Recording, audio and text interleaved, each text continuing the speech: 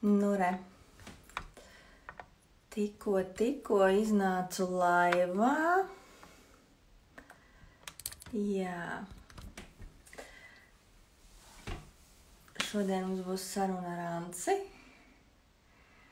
Re, Ancis arī pievienojies, super. Anci, tad tu mani redzi, ļoti jauki, ka tu mani redzi. Es tev mēģināšu pievienot tā kaut kādā veidā. Es tev uzaicināju, Anci, tagad tev vajadzētu akceptēt mūsu aicinājumu manējo.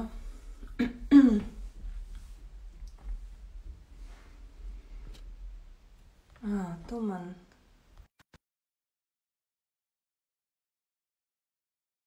Kamēr mēs savienosimies.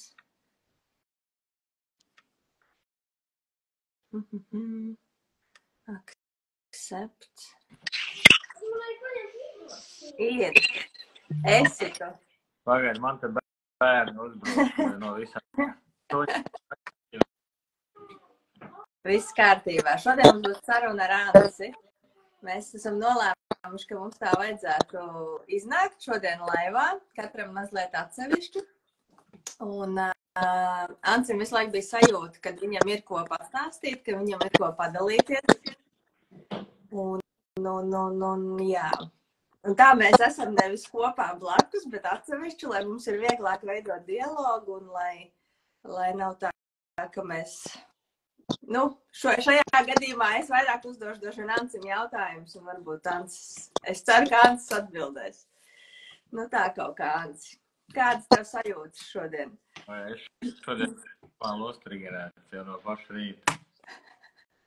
Man skaitina un viss besija un katrs sīkums. Un tagad tieši tu man pievienot bērni. No vienas puses, no otras puses. Visiem kaut ko vajag, visi kaut ko grib. Bet tagad viss ir aizgājuši un es beidzot var uzāpot mierīgi un uzklausīt jautājumus. Jā, man bija sajūta, ka es nezinu, man tā kā laužās ārā un tā kaut kāda laikam savu veidu terapija izstāstīt to, kas tur iekšā ir un kas tur nāk ārā, izlaist to uz āru, lai ieraudzītu. Jā, kas tur notiekās, jā. Ja par to nerunā, tad tas kaut kur iesprūst un nenāk ārā, tā kā. Tad bija sajūta, kad... Man jau ilgi tā sajūta, ka jāpadalās, domāju, filmēt video vai ko, bet tas kā varētu būt neinteresanti un tomēr divi tā kaut kā savādāk. Jā. Es mazliet piebildīšu tie, kas varbūt nezinu, ka Ancis vispār ir mans vīrs. Ja neviens nezina, mazums kāds nezina. Jā, un mēs diezgan savu ikdienu pavadām kopā. Kaut kā dīvaina skaņa vai vispār visi dzird. Es ceru, ka dzird. Es neesmu uzspriezt. Ieliekat kādu īkšķīti vai kaut ko padariet, lai es saprotu, ka jūs mums dzirdat. Kaut kādas dīvainas skaņas iet paralēli.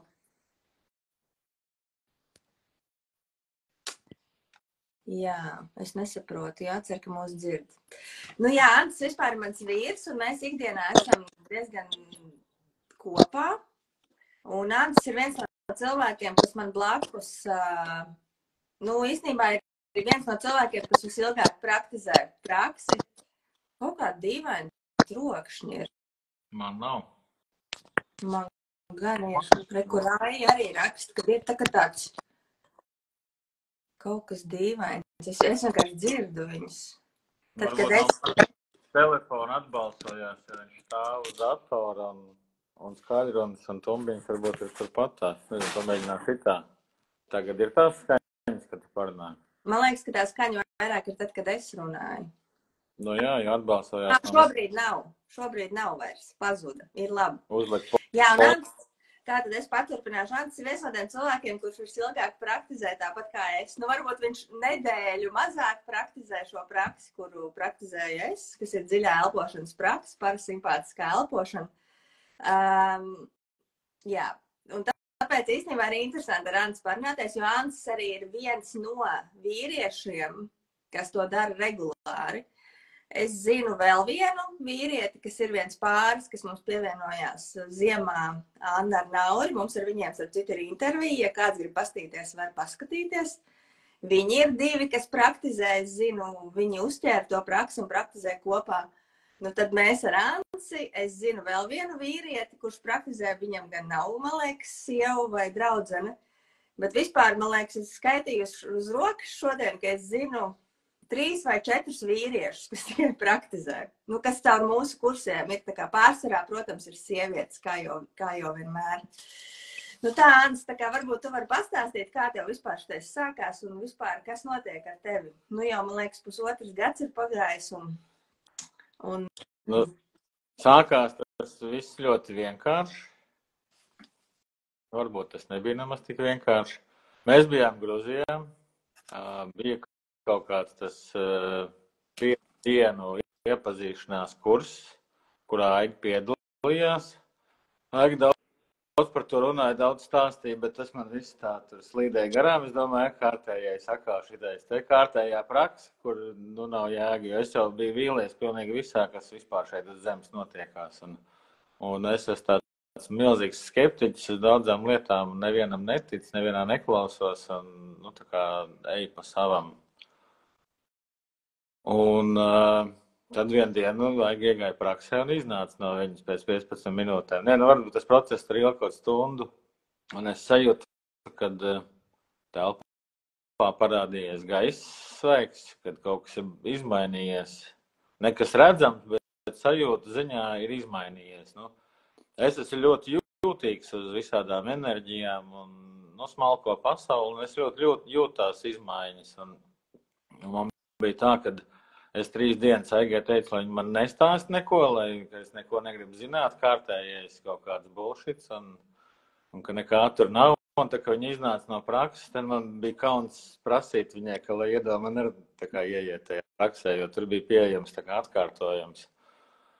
Es iegāju, izdarīju visu, kā vajag, un man bija tā, es noķēru tādu kaut kādu kaifu, kādu es nebiju savā dzīvē, nu tā kā jutus, un sapratu, ka jādara.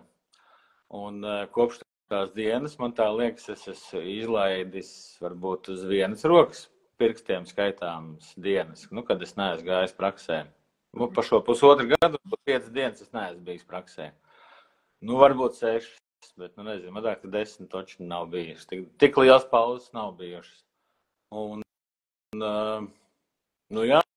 Tā kaut kāds sākās. Es sāku iet vienreiz pa 15 minūtēm, tad jau pēc kādas nedēļas es gāju jau 2 reizes dienā, tad es gāju 3 reizes dienā, 4 reizes dienā, pagāja kaut kāds pusgads.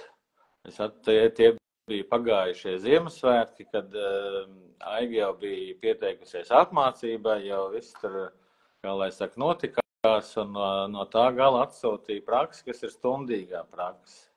Man liekas, ka es nemaldos, 26. decembrī es sāku iet stundīgajās praksēs katru dienu. Citreiz pat 2 reizes dienā un citreiz pat 3 reizes dienā. Nu, bija interesanti. Normāli, kā lai saka, cēlu materiālu ārā. Nu, tagad es turpinu. Tagad ir jau 90 minūšu prakses. Tad es vienā brīdī sapratu, ka man nepatīk tas, ka ir kaut kāds laika ierobežojums. Es vienkārši sāku likt mūziku un iet pēc sajūtām. Nu, citreiz tā ir stunda, citreiz 90 minūtes, kā kur reizi. Tā, kā es nezinu. Nu, un ja tu tā atskaties, nu tā kā tu atskaties uz to periodu, kad tu vispār neko par šo nezināji, un šobrīd, kad ir, nu, es gribētu teikt, kad ir pagājis 1,5 gads tā rupji rēķinot. Nu, kā tu vari salīdzināt to iepriekšējo periodu, vai tu vari salīdzināt, un kā tu vari salīdzināt? Vai tev ir kaut kādi, nezinu, vārdi vai kaut kas, kā tu to vari aprakstīt? Nu, kas dzīvē ir mainījies, varbūt, vai kā? Tas varbūt tā skaļi skan. Ne, nu, es tā nevarēšu izstāstīt, kas mainījies, ja izmainījies ir pilnīgi viss, un tur katru detaļu nianses atstāstīt būs grūti, bet, ja tā salīdzina, nu, tā alegoriski, tad līdz tam es dzīvoju mucā, kurai spunda pat bija cieta. Nu, tagad es to korķi dabūju ārā un nu, jau vāks sāk pavērties vaļā, ka es ka ienāk kaut kāds svaigs gaiss, kad es redzu, ka dzīvē sāk notikt izmaiņas. Tieši vakardien gājām praksē jau otro reizi par to, ka viss iet pa apli manā dzīvē. Man tā sajūta. Un līdz tam tas tiešām visu laiku gāja pa apli. Nebija nekāda izmaiņa. Ņem jebkuru praksi, tur ej meditācijās, dari, tu noķer kaut kādu tādu uzrāvienu, bet pēc dažām dienām tu esi atpakaļ tur, kur tu biji savā mocā ar aizbāzt spundi. Un tad šobrīd ir tā, ka tā spundi ir vaļā. Un, protams, kad prātam un ego un kaut kam varbūt arī, nezinu, kam vēl gribētos, ka tās izmaiņas fiziskā plānā ir daudz straujākas un lielākas, bet sajūtas, iekšējais stāvoklis ir mainījies. Un es jau vairāk kārt arī savos video, ko es taisījis, es teicu un cilvēkiem dalījies, ka šī prakse man ir iedevusi sajūtu, kad es esmu vinējis $1 miljonu loterijā un pat vairāk, jo es esmu ļoti daudz ko ieraudzījis, ļoti daudz ko sapratis, un pats svarīgākais es esmu ieraudzījis to, ka jebko var izmainīt, kas līdz šim bija diezgan neticami, kur ir pilnīgi viss, un tā kaut kā. Jā. Interesanti. Kas tad ir pēdējais, tas, kas vispār pēdējo mēnešu laikā ar tevi ir noticies? Kaut kādas spilgtākās lietas. Bērni, kuriem visu kaut ko vajag. Jā, nekas. Es to iedošu, lai viņi...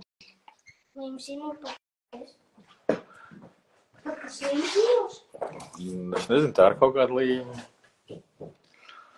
Jā, pēdējais. Pēdējais īstenībā tad, kad es sāku iet tajās dziļajās garajās praksēs, tad es vēl piedalījos kursā kā līdzvadītājs vai kā, bija 27 dienu kurs janvārī. Un tad es sāku iet par tēmu nauda, finanses, finansiālā stabilitāte. Un šī tēma vēl nav beigusies. Viņa jau iet pusgadu. Man ik pa laikam izceļ kaut kādu, tā prakse. Viņa ir tāda, ka tu ieeji vienreiz, un tad viss nākošais ir turpinājums. Tas nav tā kā filmetrāžas filma, kur tu vien noskaties, un tad skaties kaut kā citu pa citu sižetu, citu tēmu. Tas ir tā kā seriāls, kurš turpinās. Katra nākošā praksa ir turpinājums iepriekšējiem. Tur tā kā jāsavēl kopā, kad tas kaut kā arī automātiski savēlkās, kad tas iepriekšējais turpina. Un, protams, ka es neeju katru dienu ar vienu nodomu, kad nauda, bet es ieeju par naudu, tad es ieraugu, ka viss tas ir saistīts ar ģimeni, ar attiecībām, tad es ieeju vēlreiz par naudu, es izēju tādu loku, tad es saprotu, ka tas viss ir saistīts ar skolu, ar to, ko skolā mācīja, un ko sabiedrība māca, ka nauda nav laba. Un tā es tā kā eju tādām cilpām, tā kā. Un vienmēr tā, kad es ieeju kaut kādās 10, varbūt pat vairākās praksēs, it kā ar atšķirīgiem nodomiem, pilnīgi dažādām tēmām. Un ko 11. praksē es saprotu, ka tas viss ir viens un tas pats, viens vesels. Nekas, tā kā nav atdalāms un ka īstenībā tie bērnībā pieņemtie patērni, viņi ietekmē tā kā, daudzdimensionāli, viņi ietekmē daudz slāņus, daudz tēmas, daudz dzīves jomas. Un ka tas viss ir tā saistīts, un ka tā kā ej ar vienu nodomu, bet tev ceļ ārā visu. Un man tās, ka pirmās tēmas, kas man bija par naudu, bija tas, kad es gāju nodomu, ka nauda, mans ķermenis bija sasprindzis, tā kā tāds dēlis. Kad vispār viss ķermenis tā kā akmens pilnīgi tajā praksē. Milzīgs spriedzi. Un pirmais, kas man likās baigi interesanti, bija tas, kad es nonācu tajā praksē, kur man bija tā milzīgā spriedze, es nonācu 1., 2., 3. diena, kad es esmu šeit uz, tā kā piedzimis. 1., 2., 3. diena, man tā kā 3 dienas aptuveni es biju dzemdību namā, un es sajūtu to ar kādu, tā kā jaudu, es bļauju, lai man atnāk kāds tā kā apčubināt, lai man pievērš kāds uzmanību. Es nevaru precīzi pateikt, kā tur, bet tā sajūta bija tāda, ka, kad es piedzimu, mani aiznes uz kaut kādu kopējo palātu, kur bija ļoti daudz zīdaiņi. Un pie mammas nesa tikai pēc grafika. Tikai tad, kad māsni izdomāja, ka tas ir vajadzīgs, nevis tad, kad man to vajadzēja. Un, nu jā, visi tie trokšņi, es tā kā izdzīvoju visu to, ko es piedzīvoju tajās pirmajās 3 dienās, tā kā es biju piedzimis. Un no tā bija milzīga spriedze, jo es pārsvarā bļāvu, jo man nepievērst neviens uzmanību. Es centos sasaukt savu mammu, kur man tik ļoti toreiz vajadzēja blakus, bet viņa nenāca, un arī citi baigi nepievērst uzmanību. Un tad es vēl tā kā tas tur integrējās, un es gāju tālāk, kad arī beigās es nonāku mājās. Tur man noliek gala istabā šitajā te redeļu gultiņā, ar tajā arēniņā, tā kā. Un atkal man neviens nepievērš uzmanību, un atkal es bļauju tā, ka galva sāp no tās bļaušanas. Jā. Tas ir interesanti, ko tu stāsti, jo tā kā tajās mācībās, kuras mācos tieši par visu šo, tu jau pats zini, un arī tie, kas klausās, droši vien zina, ka jau man ir gandrīz kā gads, kopš es mācos dziļāk teorētiskajā visā šajā lietā. Tur ļoti daudz ir savilkts cilvēku pieredzēm, kad viņi ir praktizējuši to, kad, ja cilvēkam problēmas ar naudu dzīvē, tad tā nauda atspoguļo to, cik ļoti bērnībā mums ir apmierinātas mūsu emocionālās vajadzības. Cik mēs esam dabūjuši šo drošo telpu, kad mums ir bijuši, kā tu saki, tu bļāvi, neviens tevi nedzirdēja, un caur to iestrādājās kaut kāds pieņēmums, kad es prasu, bet man nedod. Tas, ko es vēlos, man nav. Un tas ļoti atspoguļo to, kāpēc tam dzīvē pie mums plūst nauda, pie mums plūst enerģija. Jo, ja mēs esam piedzīvojuši to, ka mēs ilgi esam bļāvuši un pie mums nenāk, tad mūsos ir pilnīgi spēcīga pārliecība par to, ka tad, kad man dzīvē kaut ko vajag, man tā nav, pie manis tas nenāk. Vai tu pamani arī savā dzīvē to šobrīd caur praksēm, kad tas savā ziņā saistīts ar šo visu? Man tajā praksē jau toreiz nāca tā atklāsme, ka es sapratu, ka es esmu izdarījis pieņēmumu, ka es varu darīt, ko es gribu, pa man neliekās neviens nezinis. Tad man atnāca tas, ka tad, kad ir tāds milzīgs saspringums, tad enerģija vispār necirkulē, un ka kāda tur nauda, tur nekāda, ne nauda, ne dzīvības enerģija, nekas necirkulē manī. Tā kā sasprindzinātā kula, kā enerģija ir tā kā sastingus, sasalus. Man vēl kaut kas nāca toreiz par šito visu. Man tikko bija galvā, bet pazuda. Jā, es redzu to, ka tas ir ļoti saistīts. Un tas nav saistīts, tas nav tikai ar naudu, tas ir ar vispār visu saistīts. Kad es nedabūnu to, ko es gribu. Un es tajā stāvoklī esmu bijis tik ilgi, kad es esmu sapratis, ka es nekad nedabūšu to, ko es gribu. Interesanti bija tas, kad es tajā mirklī, tad, kad es tam gāju cauri, tā nebija viena praksa, pēc tam jau tas turpinājās, es gāju nākošajās praksēs, bet katrā praksē es noķēru milzīgu bada sajūtu vēderā, kuņģī. Kuņģī, pirks zarnā grūti pateikt, tur tā kā tāda dedzina, es domāju, ka visi zina, kas ir bada sajūta. Un es domāju, viss praksē jābeidz, jāiet ēst. Un tā katru reizi, līdz vienā brīdī es saprotu, ka tā bada sajūta arī ir ķermeņa atmiņa no tās bērnības, kad man gribās nenormāli ēst, bet man neviens nedod. Un bija tā kā fona tā sajūta, kad es drīkst tikai reiz 2 stundās zīdainis, un kad ja man sagribās ēst pusstundu pēc iepriekšējās ēšanas, tad man 1,5 stundu ir jāpavada tajā iztrūkuma stāvoklī. Man arī nāca ļoti tāda skaidra aina par to, kāds ir bijis tas kritums, bezdibenī, no tā brīža, kad es biju mammas vēderā uz to piedzimšanu. Jo kamēr es biju mammas vēderā, es nezināju, kas ir izsalkums, es nezināju, kas ir gaisa trūkums, es nezināju, kas ir siltuma trūkums, mīļuma trūkums. Man nekas netrūka, jo es to saņēmu visu laiku tā kā online. Te man bija jāsāk prasīt ēst, ko es vispār nezināju, kas tā pa sajūta ir. Un ejot entajās praksēs, izdzīvojot to bada sajūtu, es esmu nonācis līdz tam, ka man vairs viņas nav. Un es novēroju to, ka tad, kad man gribās ēst, man nav bada sajūta. Emocionāla sajūta, tāda emocionāla, mentāla sajūta, doma, ka jāiet kaut kas uzēst. Man nav tā, ka man dedzina kuņģi, vai ka man nenormāli gribās ēst, vai kad ir tā sajūta, ka cukuru līmenis nokrities, ka viss ķermenis trīc. Es saprotu, ka tās visas fiziskās sajūtas, kuras man ir bijušas visu mūžu, ir tieši no tā ķermeņa atmiņa, no tā zīdaiņa vecuma. Tas bats un viss pārējais. Tā kā to es esmu integrējis, un man vairs praksēs nenāk ne bada sajūta, ne kaut kas tāds. Vai tev ir arī tā, ka tev mazāk ēst gribās? Tas ir kā periodiem. Es saprotu, ka tā ēšana arī ir kaut kādi paterni, kaut kādi pieņēmumi. Kad gribās ēst, nevis tad, kad ir, būtu normāli ēdienreiz, kad bioloģiski ķermenis pieprasa, bet ir psiholoģiskā vēlme, tā kā, aizēst to stresu, aizēst to, kas, īstenībā ēšana arī ir savā ziņā mukšana no realitātes. Jo uz brīdi es spēju, tā kā, atslēgties no tās domas, atslēgties no tā materiāla, no tās informācijas, kas man kāp virsū. Es tā kā ēdu kaut ko garšīgu, noķeru kaut kādu kaifu, un tādī brīdī es par to nedomāju.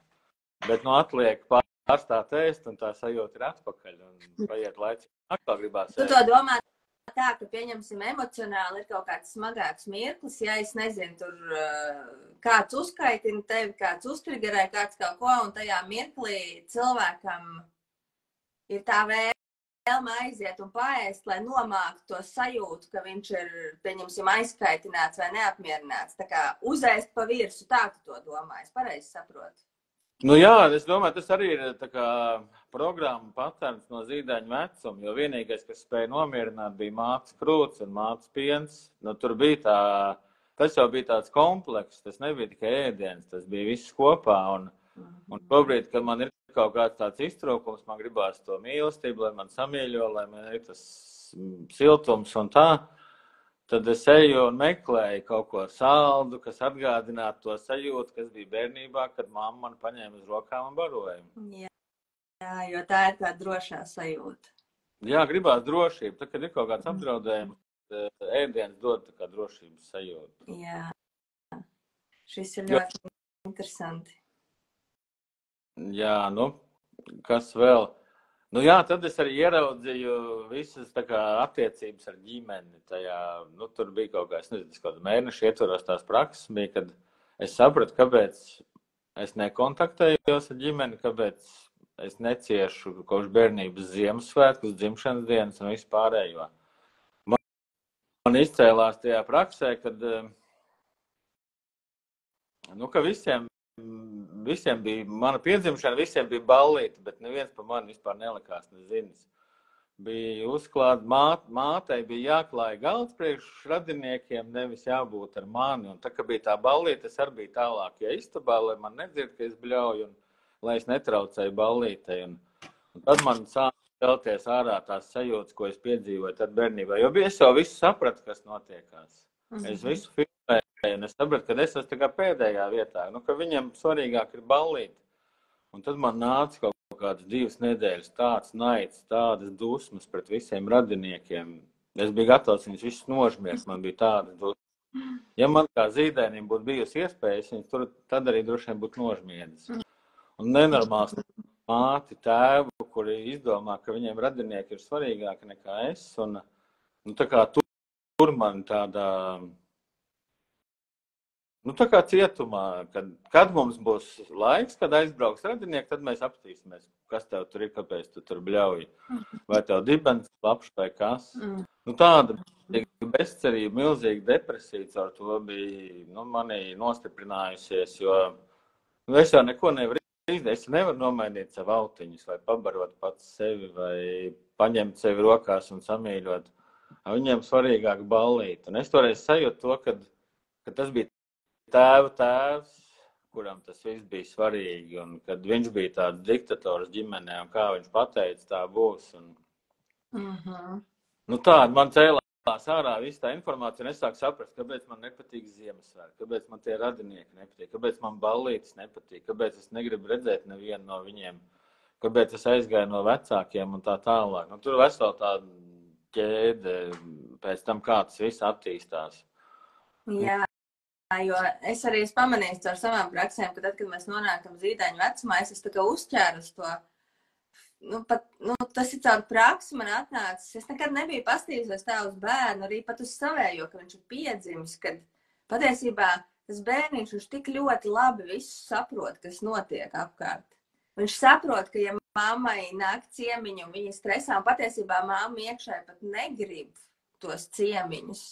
Tas bērniņš tā jūt, viņam ir tik spēcīga saikne ar to mammu, kad īstenībā tai mammai ir trauma, bet tam bērnam arī ir reāla trauma. Un tur ir sākās tas, ka mani neviens neredz, manī neviens neklausās, jo mamma dara kaut ko pret savu gribu. Un kā tas viss, cik tas bērns redz to visu, cik viņš jūt, cik viņš tā nervu sistēmai ģimenes ir piekonektējies tik ļoti, tik ļoti, bet viņš ir piekonektējies un viņš jūt pilnīgi katru niansi, īpaši mammā un tētī. Un tas ir milzīgs nospiedums pēc tam uz visu mūsu dzīvi.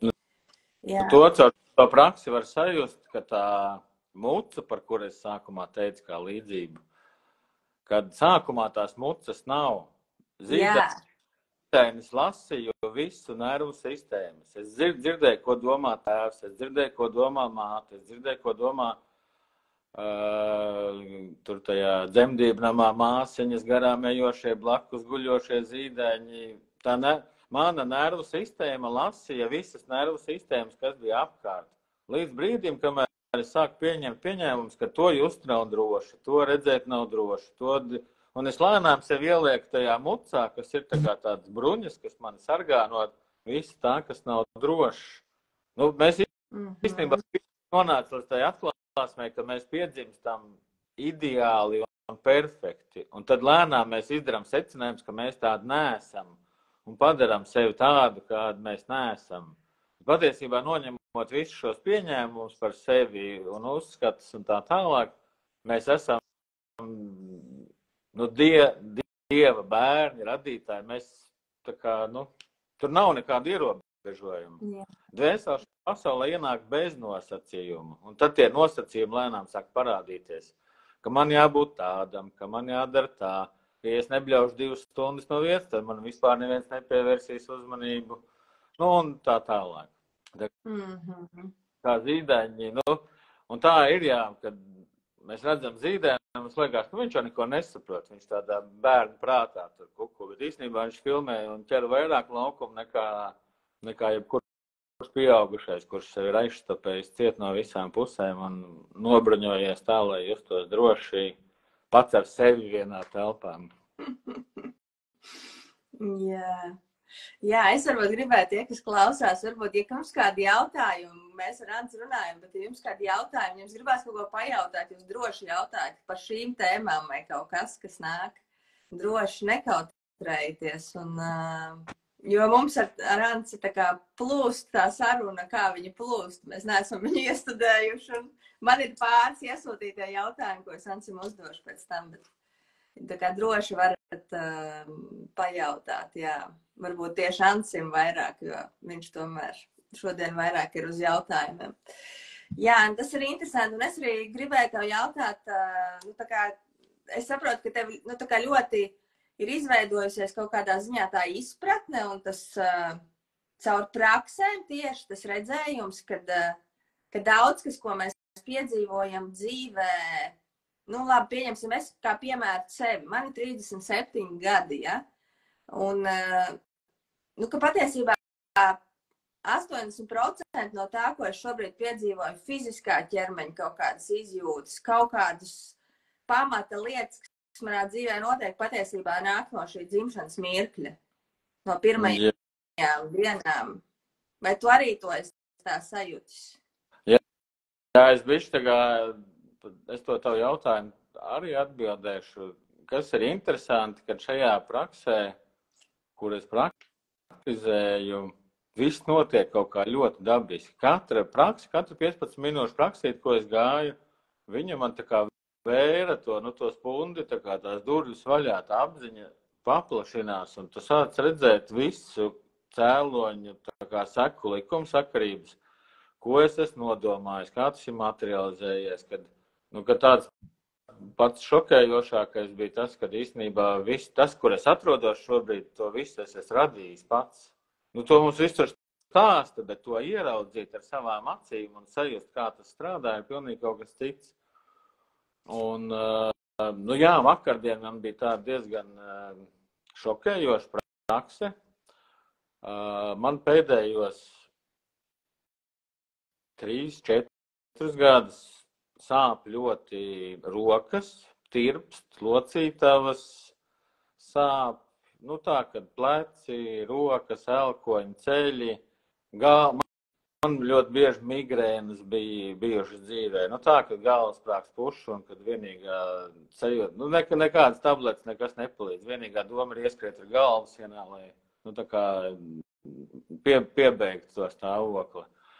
Un vakardien Maiga man ieveda praksē.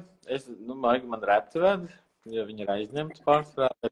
Es reiz izsitu sev laiku, un šitā laikam bija 3. reize, un tās prakses ir ļoti efektīvas, ka kāds ieved. Viņas ir tā kā 10 individuālās prakses, varbūt pat 100 individuālās, ka kāds ieved un iedod to telpu. Es gāju ar nodomu par to, ka man ir apnicis, kad viss iet pa apli, ka es gribu, lai tomēr tā dzīve iet uz attīstību un pa spirāli. Un bija interesanti, ka man uzreiz tā kā sāk sāpēt galva, man sāk spiest tā kā stīpa uz galvas uzlikt. Es to sāpi atpazinu, tā sāpe man ir bijusi vienmēr tieši tāda. Un es sāku just, ka viss tas, kas ar mani notiekās, ļoti atgādina dzimšanas mirkli. Ka mana galva ir iespiesta starp gurniem vai kā, un ka tā galva tiek spiesta, un ka es to nevaru izturēt.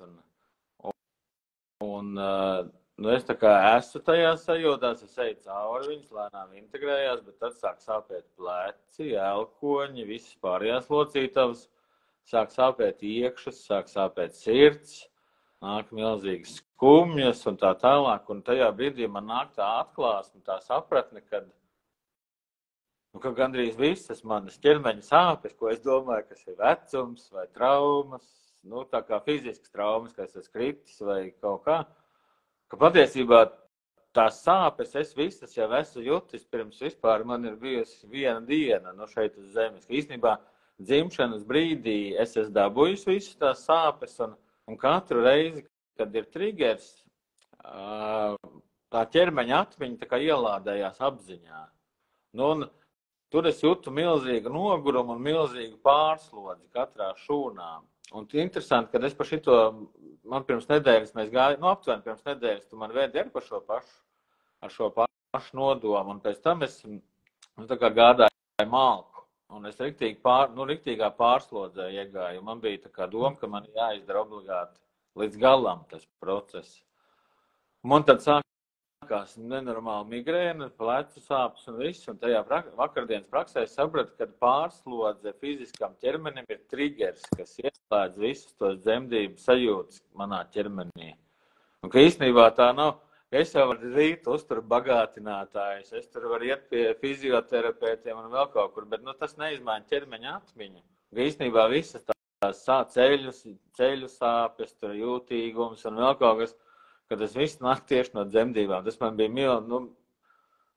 milzīgs šoks, milzīgs milzīgs pārsteigums, kad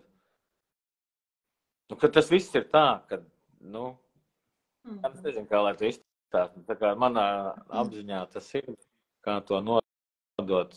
Kad varētu būt tā, ka ļoti daudzas mūsu sajūtas ir ķermeņa atmiņa, nevis konkrētas slimības vai traumas vai kaut kādas vainas vai vecums. Kaut vai tas, kā mēs vakardien atcerēs pēc prakses, mēs rādās tā kā mazliet iespējām par to, ka mēs tā kā runājām un aizinājāmies par to, ka wow, tā kā tas nozīmē, ka tas, ko es izdzīvoju dzemdībās, tā kā ķermenis jau tās dzemdības, protams, kad atcerās visu dzīvi, ka tas ir bijis tas ir bijis viens un īstenībā pats pirmais spilgtākais notikums ienākot šajā pasaulē. Un tad, kad mēs kaut kā aizdomājamies Arants par to, kad jebkas tajā mirklī ietekmē to bērniņu, vai ne? Kaut vai māsiņas, pilnīgi viens, jebkāds teikums mums aizdomājas par to, ka cilvēki, kas, tā kā daudzkārt uzskata, ka viņi tur nav smuki, vai viņi ir resni, vai viņi ir tādi, vai šitādi, ka to savu ķermeni, nespēja pieņemt un mīlēt. Es domāju, tas ir ļoti daudziem ļoti aktuāli, kas ietur diētas un skriet un sportot un dara visu, lai viņš nonāk kaut kādā komforta līmenī ar savu ķermeni, bet patiesībā tā ir ķermeņa atmiņa no dzemdībām, kad visticamāk mamma vai nevarēja izspiest dzemdējot bērniņu vai kaut kas tam līdzīgs, vai bērniņš patiešām piedzima kā mazs bumbulīts. Un varbūt māsiņa vienkārši nevilšas bērniņam pateica, vai, es nezinu, vai kāds apalīts. Vai kāds apalīts, vai kāda apalīta, vai pasties, cik šitā resna meitenīte. Vienkārši nevilšas teikums tikko piedzimušam bērniņam.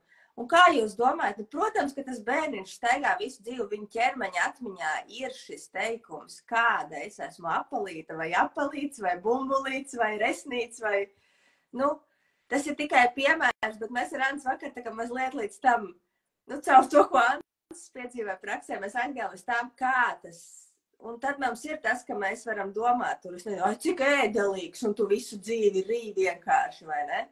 Šitas gan ir ēdelīgs bērns, pasties, tur mammai, tur viens pups, tur jau 2 izēsti.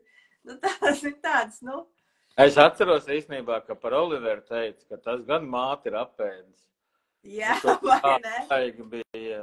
Tagad jau vairs tā nav, bet viņam ir tā, kad viņam stresa situācijās, viņam gribās ēst nenormāli. Viņš, lai aizietu gulēt, viņam ir riktīgi jāpierijās. Jā, es par šito gribēju teikt, kad es nezinu, es nezinu, kā lai labāk izstāst, bet man nāk tikai viens tāds piemērs - fotokamera. Ir, kad vecajās fotokamerās bija filmiņi, kad filmiņi caur to objektīvu tiek gaisma iekšā, viņi tā kā nokopē visu, kas apkārt notiekās. Un ja cilvēks ir ekstrasens, viņš no tās var pat nolasīt, ko cilvēks domā, kādas emocijas viņam tajā brīdī bija un tā tālāk. Un tagad, laikam, viņi sauc par matricām, kad foto digitālajos viņam atverās tāda matrica, tā gaisma tur iespīd, un viņš tajā matricā iekopējās viss, ko caur objektīvu var redzēt. Tad caur šo praksi es sapratu, ka katra mana šūna ir šāda matrica, kur viņai ir kaut kāds ierobežots limits, cik viņi daudz spēja uzņemt sevī, bet tajā zīdaiņu vecumā, pat pirms mēs vēl piedzimstam, tad tā gaisma spīd caur mammas ķermeni, bet tā kā mēs piedzimstam, mēs nokopējam pilnīgi visu. Un vakar tajā praksē bija tāds interesants moments, ka es sajūtu, es vēl nebiju piedzimis, bet es jūtu, kad sieviete, kurai ir aptuveni 70 gadi, tāda kundzīte, es nezinu, kas viņa bija, bet viņa bija blakus kaut kur dzemdībās. Viņa pie sevis domā, nav labi, nav labi, nav labi, nav labi, un tā atkārto 100 reižu savā galvā, nav labi, nav labi. Es vēl nesapratu, kas tas tāds ir vēl, tā informācija neaizgāja līdz maniem pilnībā, bet es dzirdēju to. Un es domāju, pat tas ir ierakstījies, ko kaut kāda māsiņa, kas vispār sieviete, ko es nepazīstu, ko viņa tajā brīdī savā galvā domā, iekopējās pilnīgi 100% viss, kas apkārt ir informatīvajā laukā, informatīvajā telpā. Viss vecāku stress, vecāku sajūtas, viss. Ka mēs esam kā tā fotofilmiņa, kura izgaismojās katrā sekundē. Un tas tāds ļoti interesants moments. Jā, bet es piekrītu, ka 80, varbūt pat 100% no visām mūsu ķermeņa sajūtām slēpjās tajā dzemdībās un zīdaiņu vecumā. Tā ir ķermeņa atmiņa, nevis reāla.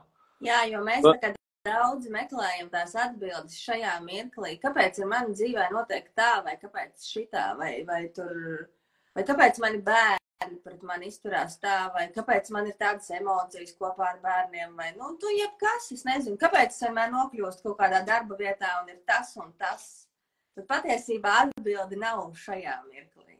Retu reizi. Un es varētu pateikt, ka kamēr mēs neesam tos savus dzemdību patērnus lēnītēm integrējuši, lēnītēm Mums visu ir tās lietas, kuras vienkārši notiek pa apli. Viņas notiek, viņas ir atkal, viņas veidojās, situācijas veidojās, un tās ir tās lietas, kur mēs varam sākt pamanīt, apzināt, kad kaut kas iet pa apli, vai ne? Nu, tā kā... Tas ar kaut kādā ziņā ir pilnīgi normāli, ka tur, kur ir tie patērni vai triggeri, ka viņas iet uz apli. Es pat domāju, nu kā no manas skatījuma, kad es esmu pieaudzis cilvēks, nu kā es tā kā uzvedos ar kaut kādām lietām un ko es daru.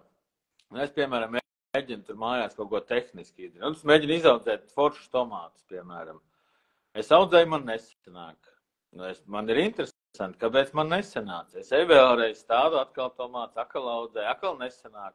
Un es eju tik ilgi, kamēr es to procesu izprotu, kurā brīdī es izdarīju nepareizi, vai pat ne nepareizi, vai kurā brīdī es tā kā izdarīju tā, ka tie tomāti neaug, vai ka nav tas rezultāts, kā gribās. Un es viņu tā kā ilgi, tā kā entās reizes izspēlēju savu apziņā, lai nonāktu līdz tai sapratnē, kas tad ir, kā tad tas te strādā.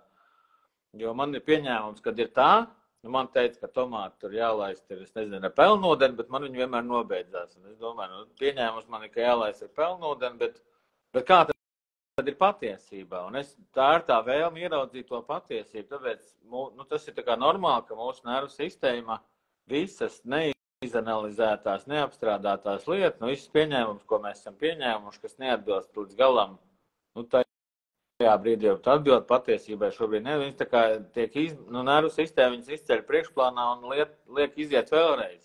Tas nav tā kā skolā, nesods, ka tev tagad kļūt labojums, vai tev jāpaliek pēc stundām jāpāraksta, jo tu viss esi nepareizi, bet tās ir tāds zinātniski izzinošs process.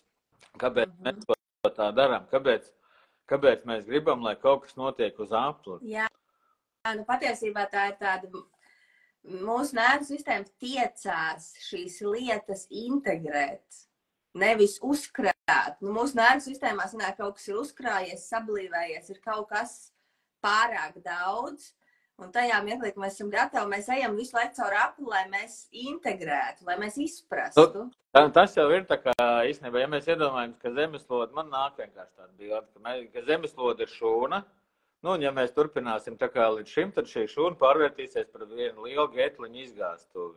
Nebūs vairs dzīvot. Nāksies sākt pārstrādāt to visu, tā kā procesu. Un tad, kad mūsu šūnā vairs nav vieta, mums jāsāk pārstrādāt tā informācija, kas tur uzkrājusies, tā atmiņa. Jo viņa nav bezgalīga, mēs nevaram tur mūžīgi lādēt iekšā kaut ko. Un ejot šim procesam cauri, mēs tā kā apstrādājam informāciju, viņa apstrādājās, un viņi jau pilnīgi, tas tā kā lasīt grāmatu vai konspektu no grāmatas. Tā kā svarīgākās lietas, ko es tur esmu izkonspektējis. Grāmata ir milzīgs informācijas apjoms. Konspekts ir tur, nezinu, varbūt 3 rindkopus, ko es tā kā nonāku pie kaut kāda gala secinājuma, kā tad ir un kā tad. Un tas arī var kādreiz atkal mainīties, jo iespējams šis secinājums pēc gadiem 10 vairs neatbildīs patiesībai. Jā. Tātad patiesībā ar to, ka mums dzīvē kaut kas iet pa apli, mēs paši sev dodam iespēju procesēt, ieraudzīt, integrēt, iziet cauri un izdarīt citus secinājumus par to, kas ar mums ir noticis. Jā, kaut gan bieži vien mums, tas atkal ir tās atkal ir programmas. Tās ir riktīgi izteiktas skolas programmas par to, ka, ja iet pa apli, tad es kaut ko daru nepareizi, vai tas tā kā, kad tā iešana pa apli ir sots man. Ka kāds man soda, ko es esmu izdarījis nepareizi, kāpēc atkal ar mani tā notiekās. Tas ir tā, kad mēs esam sodīti par kaut ko. Patiesībā tur nav nekāda soda, mēs paši gribam saprast, kā tad šajā situācijā būtu visefektīvāk rīkoties, kā tad man patiesībā gribās. Jo es esmu pieņēmis to, kad ir tā, jo zīdaiņu vecuma, es, ka piedzimst kā zīdainis, es nezinu neko, kas te kā notiekās. Un to pasauli es ieraugu caur tēva, mātes, caur citu radinieku acīm, un tā kā es aizēju skolā caur skolotāju acīm. Man nav tava viedokļa, es neesmu neko pieredzējis, un tad es iekopēju tēva viedokli, kad dzīve ir cīņa, jācīnās par savu vietu zem saules, ka naudu pelnīt ir drausmīgi grūti, ka tas vispār ir neiespējami. Un tur viss šajās programmas ir mani ierakstījušās, bet man ir tā interese uzzināt, kā tad ir patiesībā. Vai ir, kad naudu pelnīt ir grūti? Varbūt naudu pelnīt ir grūti, tāpēc, ka es tā domāju, un es radu tādu realitāti, nevis tāpēc, ka tas tā ir. Un es sāku dzīvot tā kā to savu dzīvi, es vēroju, bet kādam nauda ir tik daudz, ka viņš nezina, kur viņu likt. Un neskatās, ka viņš ir baigi pārpolējies no pelnīšanas. Tāda ir kāda, tur kaut kas nav rīktīgi. Nevar būt tā, ka uz vienu fizikas likumu strādā un uz otru nestrādā. Ir kaut kāda viena tā kopējā patiesība. Jā, un sanāk, ka mēs tā kaut kādā ziņā tā mūsu dievišķā daļa, tā dvēsele un tas augstākais es, un, protams, viss kopums tiecas uz to patiesību, uz to tīrību, uz to izkāpšanu no tās, kā tu tur teici, spundas mucas, vai kā tur bija? Jā, dvēsele pēc būtības ir bez nosacījumu būtne. Viņai nav nekāda nosacījuma. Viņa bez nosacījumiem, tā viņas enerģija plūst un vairojās un rodās. Mēs caur to, ko mēs esam ieraudzījuši šeit uz zemes, sākam iedot tā enerģijai nosacījumus. Tas tā kā mēģināt upei teikt, tu šī līkumā neticēsi tagad pa kreisi, tev tagad jātek pa labi. Un mēs sākam dambēt ciet un tā kā pārtaisīt to upi. Bet patiesībā, jau īstenībā tajā brīdī, kad mēs pieņemam, viss bija tā kā ideāli mums vienkārši. Kad mēs esam uzlikuši nosacījumus, kā tagad mana dvēsele šeit uz zemes dzīvos. Viņi dzīvo, ja man apkārt bija nabadzīgi, tad viņi dzīvos nabadzībā, jo visi sludināja, kad bagātam būt, tas ir kauns un kods, jo viņi visu izpāk zog un tā tālāk. Tā kā, jā, tā dvēsele tiecās atpakaļ uz to beznosacījumu stāvokli, kad viņi var te brīvi izpausties tā, kā viņi varēja pirms viņi inkarnējās ķermenī. Jā, interesanti, kad saka, dvēseli tiesās atpakaļ uz beznosacījumu stāvokli, un interesanti, kad, kad šīs prakses autora Alika Nalda saka, kad mums pārsvarā ir nosacījuma reakcijas, kas nāk no dzemdībām. Tie ir nosacījumi. Tad ir bijuši konkrēti nosacījumi, un tagad mēs izdarām šajā mirklī noteikti notikums. Viņš mums atsauc atmiņā to notikumu, mēs izdarām precīzi tādu pašu izvēli, kā mēs izdarījām tādu, nezinu, vai tur pieņemsim, es nevaru dabūt to, ko es gribu, vai es nekad nedabūšu, vai viss iet pāri, vai bla, bla, bla. Vienkārši tas man sasaucās, ka dvēsele ir bez nosacījums. Bet mēs tajā pirmajos dzimšanā, mammas puncī, pirmajā dzimšanā, pirmajos tur gadā 3 un 7, mēs ļoti savi apaudzējam ar šiem nosacījumiem. Un pēc tam mēs no šiem nosacījumiem vēlamies atbrīvoties.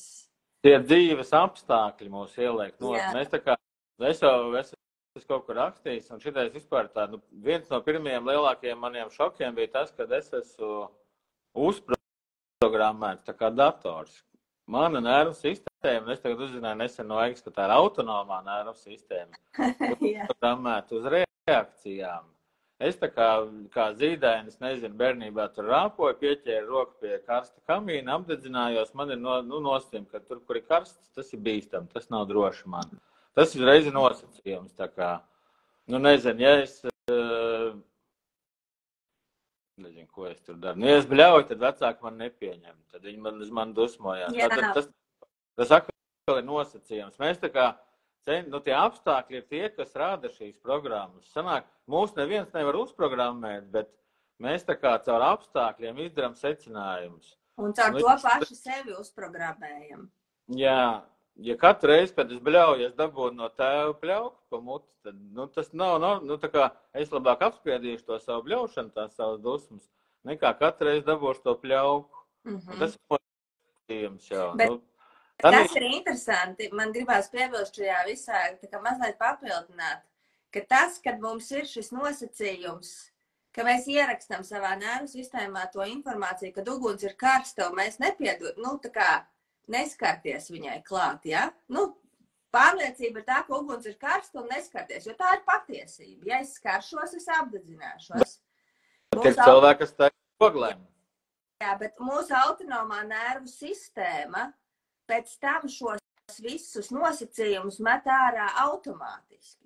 Mēs viņus vairs nedomājam ar prātu. Mēs vairs necenšamies viņus izprast. Tas vienkārši tā notiek un viss. Drīkst, ja man šitais piemērs patīkās, es ar Aigu kopā bišķi paklausījos to, kas tas Reconnected bija, kur devu labu piemēru. Tās mūsu reakcijas ir tik automātiskas, kā tad, ja mēs ieejam pirtī vai karstumā vai karsta diena, kad ķermenis ieslēdz desēšanas sistēmu, kas ir svīšana. Tikpat automātiski mēs reaģējam uz visiem notikumiem, kas notiek mums apkārt. Un tā ir pilnīgi nosacītība. Es pat esmu nonācis līdz tādam, ka man tāds pieņēmums, es nevaru vēl apgalvot neko, ka visi astroloģiskās kartes, tur human design, māju kalendārs, tas viss ir tā kā, tie ir tie nosacījumi, kas,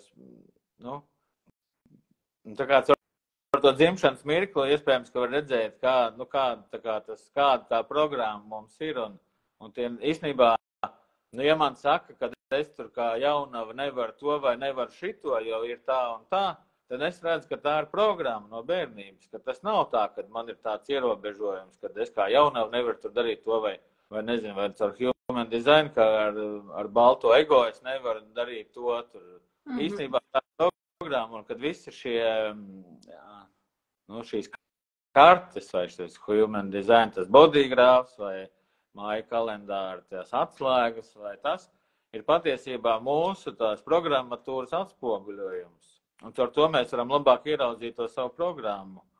Tu domā nosacījumu atspoguļojums? Jā, nosacījumu. Jo es domāju, ka tā ir mana pārliecība. Es negribu pārliecināt, ka mēs ejam uz beznosacījumu.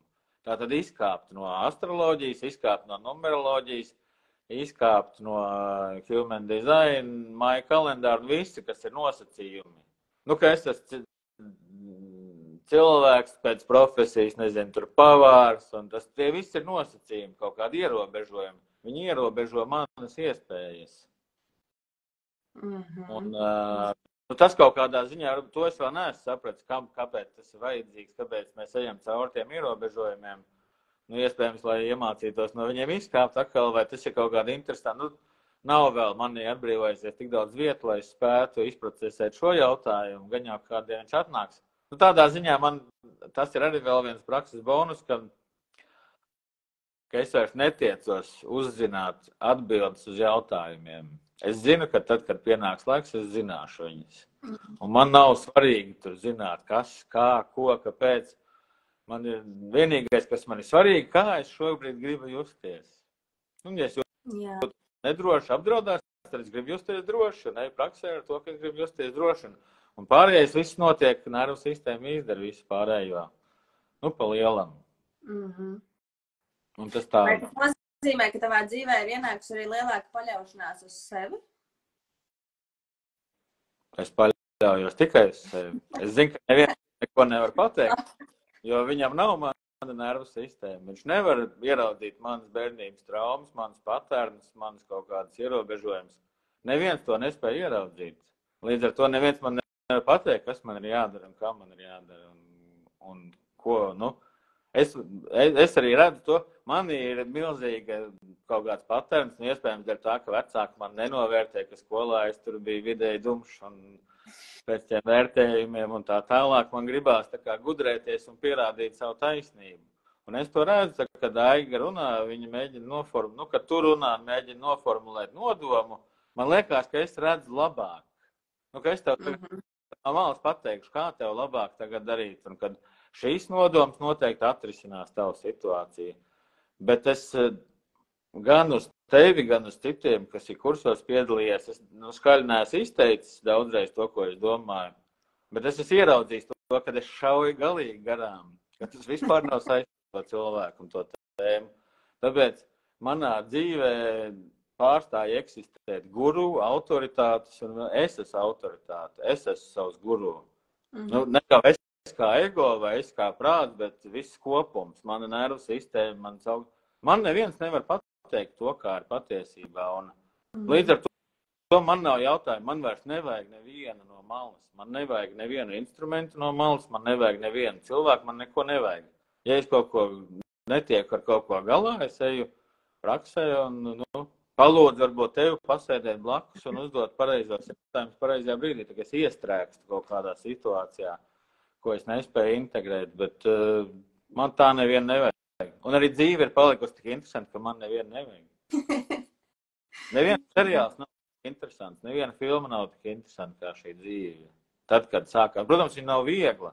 Kā jau jebkurā filmā, seriālā, tur ir kaut kāda drāma, kaut kādas raudāšana, asaras un nāpes ciešanas, bet viņa ir nereāli interesanti. Tā ir dzīve. Jā. Tā kā neviens neteica, tas teiciens, ja neviens neteica, ka šeit būs viegli, bet dzīve jau sastāv no gan augšupējām, gan lejupējām, gan no tā, ka mums ir šie stresa momenti, gan no tā, ka mēs nokļūstam pilnīgā mierā. Bet tā māksla jau ir tā kā, manuprāt, ko šī praksa iedod tādu, ka tu tomēr esi savā centrā un ritīgi sazemēts, un tu, lai arī tevi zini, ka tu jūti, ka ir šobrīd stresa pilns moments, kad apkārt ir vētra, visu ļodzās un brūk, bet tu iekšēji esi stabils, un to nevar norakt, to tā kā nevar, to ir grūti nodot citiem, bet tā ir tā sajūta, kas man ir atnākusi. Vai tev kaut kā līdzīgi? Titāniks grimst, visi panikā skrien uz glābšanas laivām, es mierīgi ēdu pusdienas un klausos mūziku, ko tur muzikanti spēlē.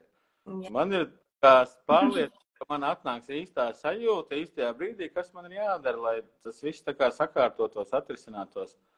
Manī nav vairs kaut kādas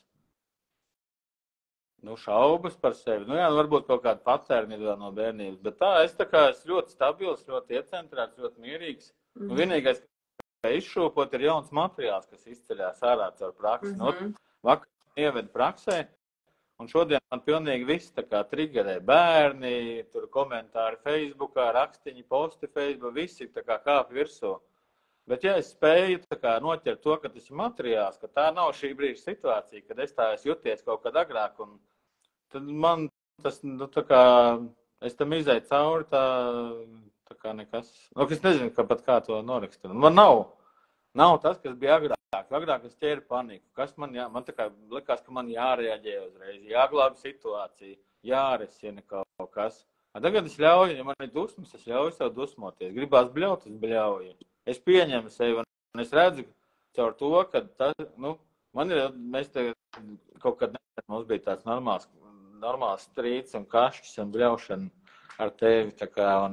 Un es zināju pirms tam, ka ja es pavēršu muti, tas viss tā notiksies. Bet es sapratu, ka es nevaru nevērt muti, jo tad es neieraudzīšu, kas no manas mutes nāk ārā.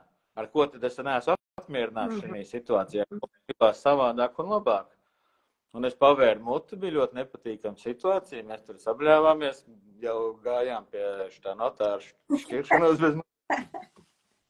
Un tikai tajā brīdī, kad, bez mazliet gatavi abi šķirties, tikai tad ieraugu, kas tas ir pa materiālu, kas tur nāk ārā īstenībā. Un ar ko mēs esam neapmierināti. Un beigās izrādās, ka mēs esam neapmierināti nevis viens ar otru, bet ar saviem vecākiem. Katrs ar saviem. Jā, tas materiāls, ja gadījumā kāds klausās un nespēt, kas ir materiāls, tas ir zemapziņas materiāls, kas ceļās ārā. Jo tā, ka mēs ejam dziļajā elpā, mēs ienesam apzinātībā no zemapziņas savu materiālu, un viņš sāk izpausties realitātē. Un te es mazliet gribēju papildināt Anci, ka tad, kad,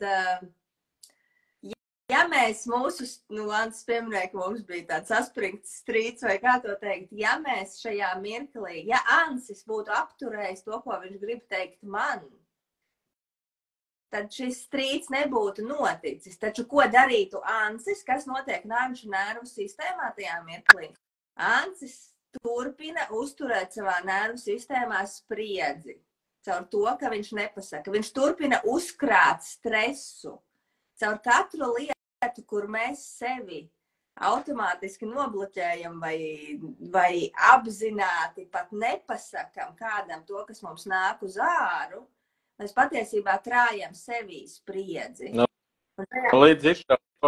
patiesībā tā spriedze ir tā kā, viņa visticamāk ir krājusies visu šo mūžu, Ancim, līdz vienā mirklī viņš integrējot kaut kādu materiālu, kas viņam ir izcēlējis no zemapziņas, viņš tajā mirklī, kad šis strīds izcēlās, saprati, ka nē, es tomēr pateikšu. Jo tikai caur pateikšanu kaut kas iznāca vidusplānā patiešām labi. Protams, ir grūtāk, ja tas otrs cilvēks blakus ir tāds, kurš to nesaprot un dzīvo pilnīgi neapzināti. Šajā gadījumā mēs kā pāris, to pusstundu, ko mēs tur kašķējamies, mēs arī dzīvojam. Jā, tā bija, jā. Bet pēc tam, tas ir normāli. Kad tā vētra nomierinājās, tā kā ieraugi, kas tev iznāca ārā, un tu sāc saprast, ka, jā, tas ir īstenībā par to, tas par to, tas par to, kā tad es gribu šobrīd, un es eju atkal praksē un integrēju. Jā, man te ir viens jautājums, es nezinu, varbūt tas ir pa tēmu, bet varbūt tieši šajā mirklī viņš ir vajadzīgs. Man ir iesūtīts jautājums, kas ir pats grūtākais ikdienā noturot fokusu uz to, ar ko jūs nodarbojaties? Vai, kas ir pats grūtākais? Man vienmēr ir grūti saprast jautājumu. Kas tieši domāts ar to?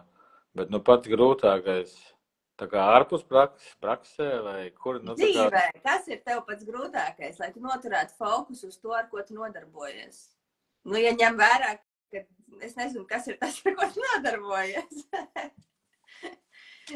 Lai es ietu praksē?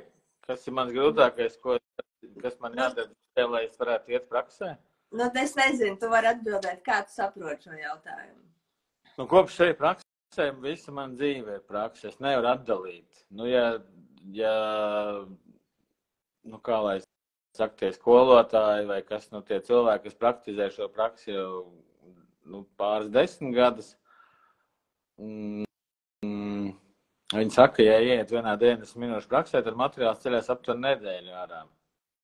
Tad es eju katru dienu 90 minūšu praksē un citreiz pat 2 reizes dienā. Tā kā es nevaru, es visu laiku esmu tajā, bet ja iet runa tieši par praksi, tad pats grūtākais ir tieši šī situācija, kad atšķirt, kas ir materiāls un kas ir realitāte. Ja manā gadījumā jau patiesībā pat īsti nav realitāte, man visu laiku ceļās materiāls. Ja es esmu par kaut ko dusmīgs, es zinu, ka tas taču nav par šo situāciju. Un es sāku domāt, par ko tad es esmu dusmīgs. Kas man grūti ir, tā kā sākumā bija grūti. Īstenībā pirmo pusgadu es gāju praksēs, kad es gāju tajās 15 minūšu. Pēc tā pusgada es sapratu, ka es neko nesaprotu par praksi un ka es netuvu neesmu darījis to, kas man jādara tajā praksē, jo es neesmu bijis tajā, kas ceļās ārā. Es tur esmu fantazējis, lidojis un tā tālāk kaifojis. Un tikai pēc pusgada man daklikšķēja, ko nozīmē būt tajā, kas ceļās ārā, būt tajā materiālā, būt tajās sajūtās. Ja man kaut kas sāp, tad es tā kā ienirstu vēl tajā un domāju pie sevis, kā man sāp, kā es nevaru izturēt šīs sāpes, kā man viņas besī. Man jau visu dzīvi tur sāp. Un visu šito tā kā būt tajā procesā, tā kā muļļāt uz riņķi, kamēr, parasti, ja to noķer, tad praksē tā ir minūte, pusotru ilgākais. Ilgāk tajā sajūtā nav jā. Ir, protams, sajūtas, kas ir, kur es neesmu 10.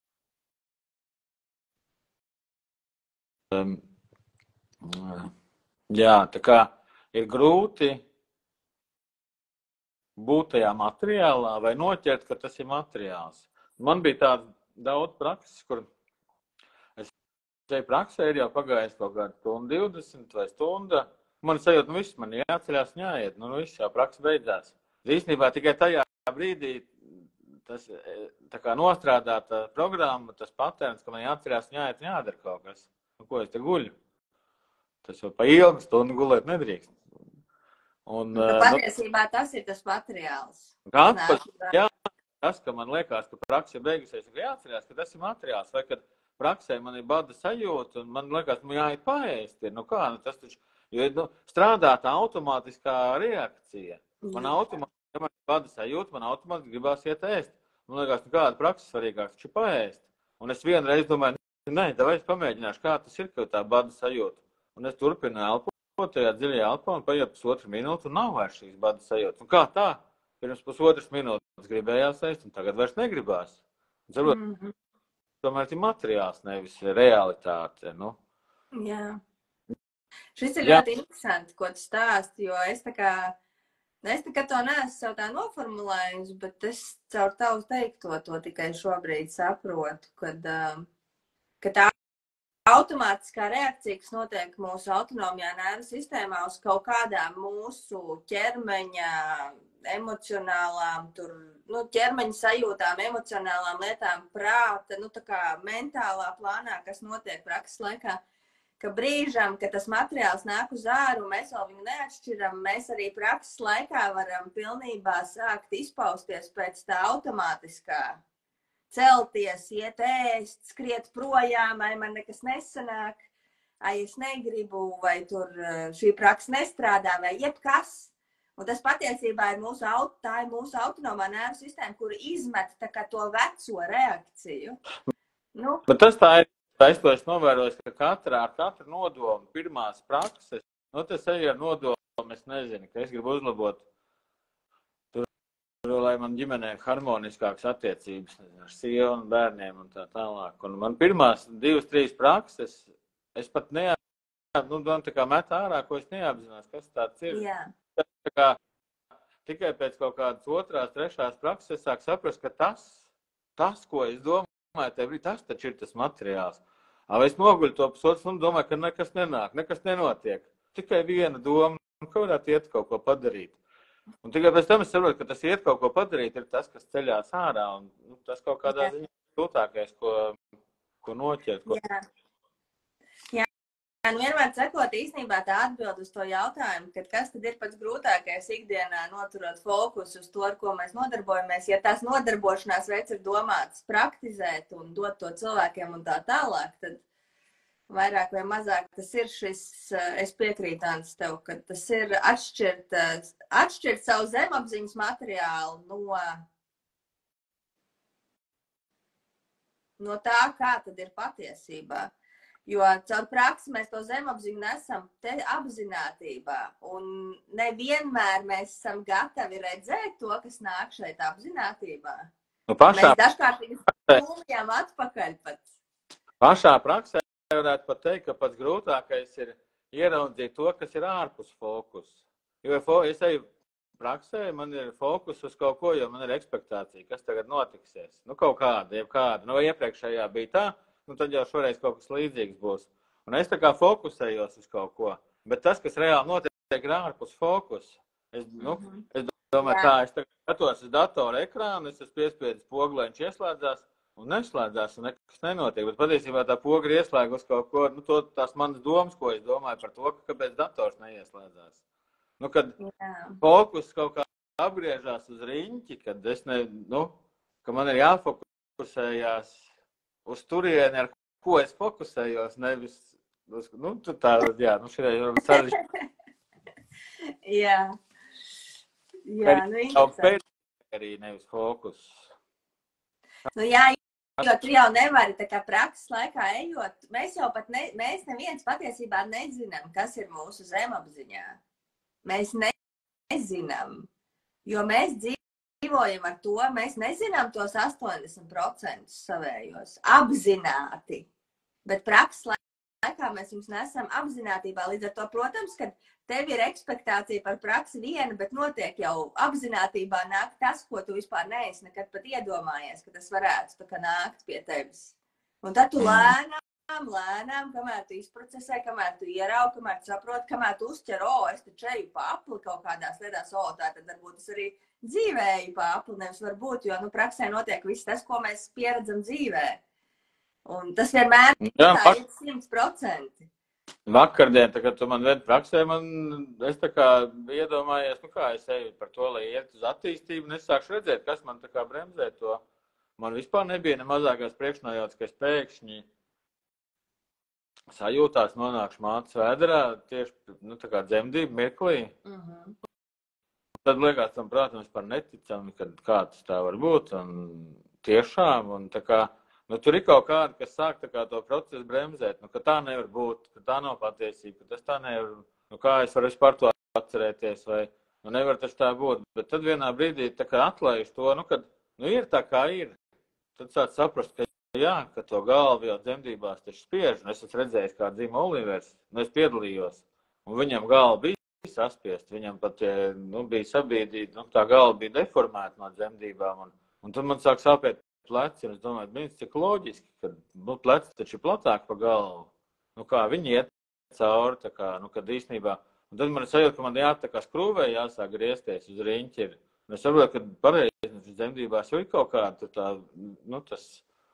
Bet tā kā sākumā to ir ļoti grūti vispār pieņemt, un ka tas tā ir, ka tas tā, jā. Man liekas, mēs šito izsmēlām. Jā, forši. Jā, un man te vēl viens jautājums, ar ko tu vispār nodarbojies? Man ir tāds jautājums. Es praktizēju. Jā, tā izklausās, bet šīs sarunas. Nervu sistēmas atjaunojošo praksi. Es šobrīd kādu laiku vispār neredzu jēgu kaut ko citu darīt, jo es nepazīstu sevi, es nezinu, kas es tāds esmu. Es redzu, ka tā kā es sāku praktizēt, noteikti bija 99,5% visi bija šie nosacījumi, šīs reakcijas ieprogrammētās. Man patīk tā kā salīdzināt ar ātrās reaģēšanas vienību. Spēcinās vai kā viņi tur sauc. Viņi ir tūkstošiem reižu atstrādājuši situācijas ar ķīlniekiem, ar, nezinu, tur kaut kādiem bandītiem, vēl kaut ko. Viņiem ir atstrādātas situācijas, un viņiem ir izsaukums, un viņiem tur pirmā versija. Un viņi mauc, viņi pat nedomā, kas tur kā. Viņi zina, ka jāizgāž durvis, jādod pa seju un tā tālāk. Un tas ir automātiski notiekās. Un manā dzīvē daudz kas notiekās automātiski. Un tā kā es ieraudzīju to, ka patiesībā tā cilvēka tieksme uz garīgumu vai tieksme būt, tur nezinu, kā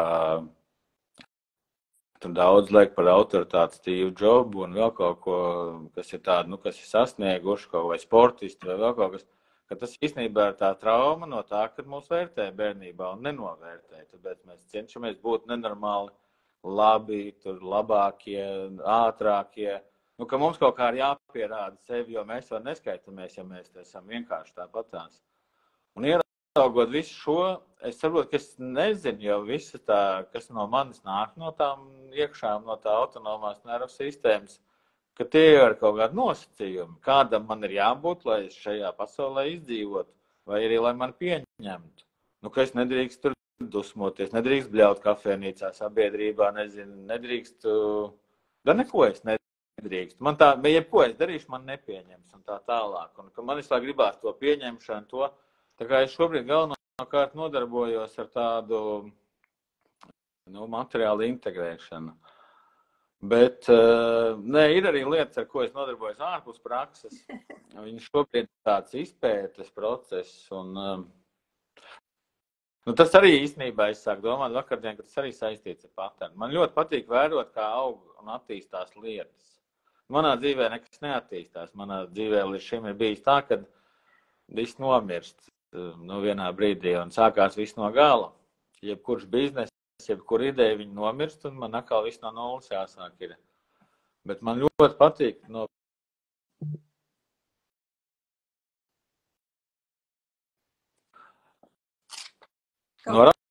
rausties kaut kā. Man izmet, kad man baterija tukša 10% palikuši, tāpēc noraustījās. Iepriekš es noraustījās, ka bija 20%. Jā, kad man ļoti patīk vērot, kā aug. Man patīk redzēt, ka kaut kas aug labāk nekā ikdienā. Un man vispār patīk daba, un es redzu, cik ļoti mēs kā dabas sastāvdaļa mēģinām sevi iznīcināt kā cilvēks un civilizācija. Un es īstenībā no bērnības domāju par to, kā izdarīt tā, lai šī vieta ir tīrāka, skaistāka, patīkamāka, dabiskāka un lai viss te attīstās. Un pēdējais, ko es ieraudzīju, ka visa daba ir ļoti, ļoti slīmā. Mēs to neredzam, jo mēs neredzam, kad viņi aug daudz lēnāk nekā vajadzētu augt. Un ir visādi pētījumi un eksperimenti. Un tur, teiksim, es dalījos nesen Facebookā ar to, kad ieslēdzot ar ieslēgtu Wi-Fi un ar izslēgtu Wi-Fi kā aug. Kad ar izslēgtu Wi-Fi 60 stundās dīksts jau ir izaudzis ar 2 centimetri. Ar ieslēgtu Wi-Fi 60 stundās nav noticies pilnīgi nekas.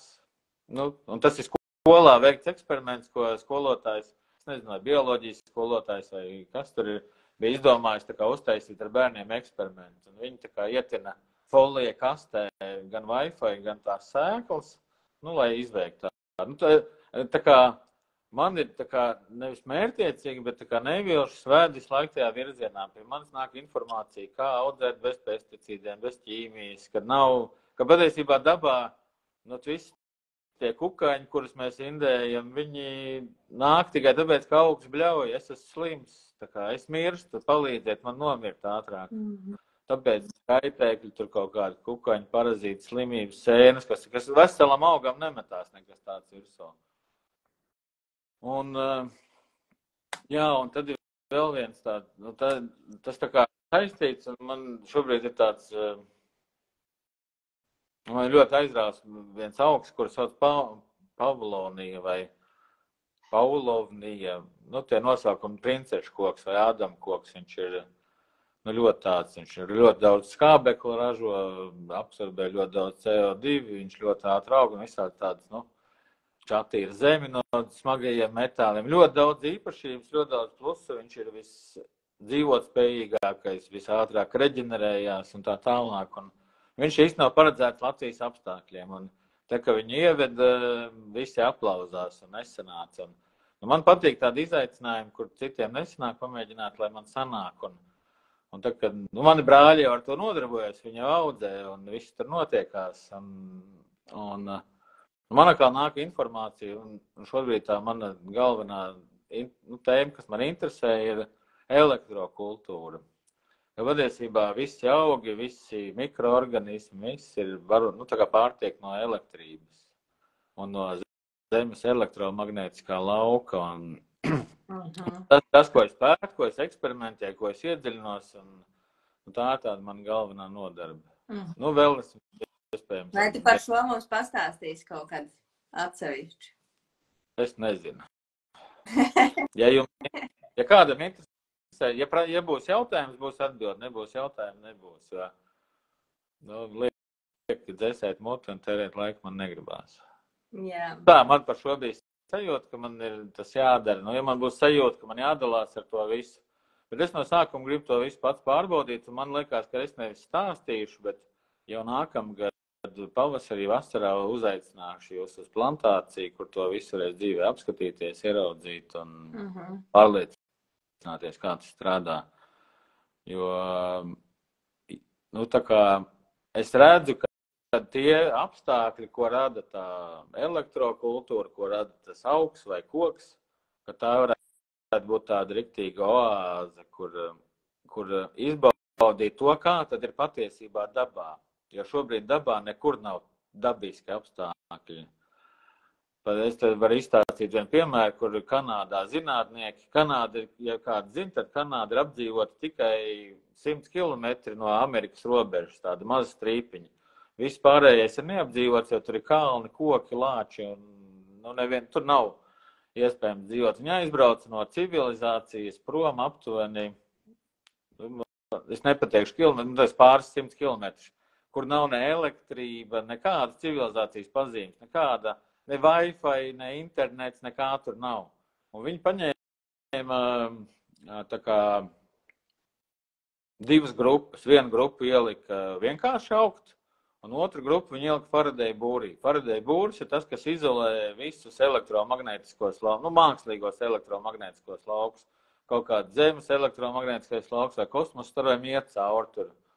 Un tad atklāja, ka tie augi, kur ir noizolēti no šiem mākslīgajiem elektromagnētiskajiem laukiem, aug tieši 2 reizes ātrāk nekā tie augi, kas aug ķipa dabiskā vidē. Tas nozīmē, ka dabiska vide vairs uz zemes nekur nav. Un kad tas elektromagnētiskais starojums, ko mēs šobrīd saņemam no telefona, no datora, no kvēlspuldzēm un tā tālāk, ka viņš padara viens mūsu slimus, otrs viņš mūs aizvirza tā kā prom no visa dabiskā. Atvieno mūs no dabas, jo tas elektromagnētiskā lauka smogs, nu, tā kā rada traucējums vai trokšņus, un līdz ar to mēs nespējam ar savu smadzenes, kas ir tā kā radio antēna, uztvert to dabu, un pat koki nespēja vairs to izdarīt, un augi. Bet tam visam ir izcinājums, un tas, ar ko es nodarbojos. Tā kā izpētīt, lai to nodot tālāk kā citiem. Es gribu ēst tīru pārtiku, es gribu ēst īstu dzīvu, tīru pārtiku, bez ķīmijas. Un es jau gadiem ilgi zinu, ka tā ķīmija nav vajadzīga, tikai biznesa. Farmācija nav vajadzīga, tas tikai biznesa. Izglītības sistēma nav vajadzīga, tas ir tikai, ka viss ir šī sistēma, kuru mēs uzturam ar saviem, ar savu enerģiju, viņa nav vajadzīga. Tā ir ilūzija, kas mums ir atkal ieprogrammēta, ka mums ir vajadzīgs kāds parazīts, kurš ir jāuztur. Lai viņš atkal var teikt to savus kaut kādus. Jā, interesanti. Ko, būsim norunājuši diezgan ilgi, tev arī telefons lādējās ārā, vai ne? Jā.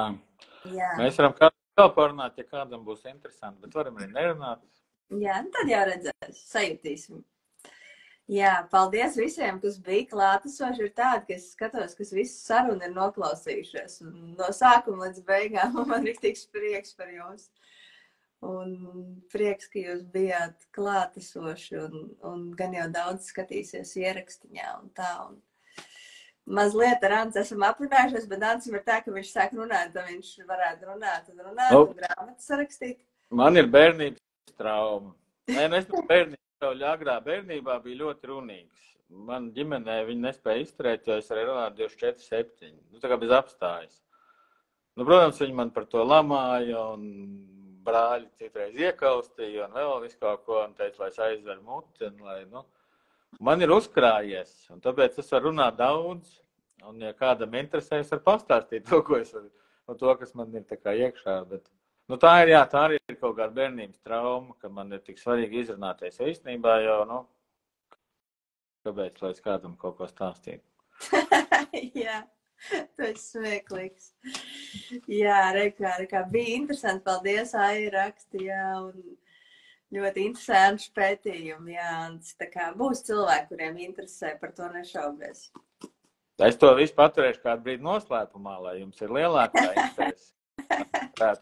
Tajā pavasarī vai vasarā saņemties tādu mašīnā un atbraukt un apskatīties, lai tas nav tāda tukša runa. Jo man vienmēr ir tā, ka man gribās uzreiz visiem, es kā kaut ko uzzinu, gribās uzreiz visiem izstāstīt. Un tad beigās tā to pulveri un tā atgriezeniskā saite ir nekāda, vai neviens nenoreaģē, vai nekas nenotiek. Tas atkal ir kaut kāds patērns mans. Un tad šoreiz gribās tā, kad es to visu apstrādāju kārtīgi, un tad, kad ir reāls kaut kāds taustāms, redzams materiāls, tad tikai dod. Tagad tā. Jā, paldies jums. Labi. Paldies visiem, ka bijāt un klausieties ierakstiņu un komentējiet un uzdodiet jautājumus, ja kas pēc tam pie nopublicētā ieraksta. Jā, viss pēc būs jūs pieprasījums, būs arī mūsu piedāvājums. Jā.